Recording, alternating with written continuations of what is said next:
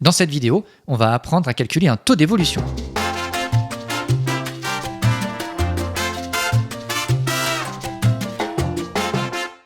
Et pour cela, on va partir d'un exemple. On va imaginer que Jean-Kévin, en 2024, touche 2100 € par mois de salaire. Ce salaire subit une hausse de 5% et passe à 2205 €. Eh bien, qu'est-ce que ça signifie calculer un taux d'évolution?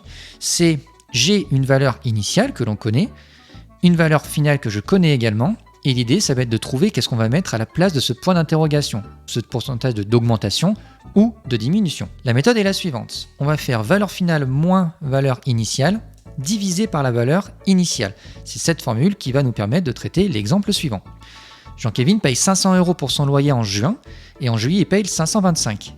Quel est le pourcentage d'augmentation qui correspond à cette hausse, justement? Donc, la valeur initiale ici, c'est 500 €, la valeur finale, 525.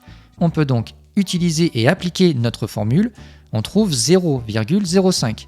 Cela veut dire que son loyer a augmenté de 5%. Deuxième exemple, cette fois-ci, il est passé de 16 de moyenne en EPS à 14,4. Donc cette fois-ci, on a une diminution et on aimerait connaître le pourcentage de diminution correspondant. Là encore, on identifie valeur initiale 16, valeur finale 14,4. On applique notre formule, on trouve moins 0,1. Cela correspond à une baisse de 10%.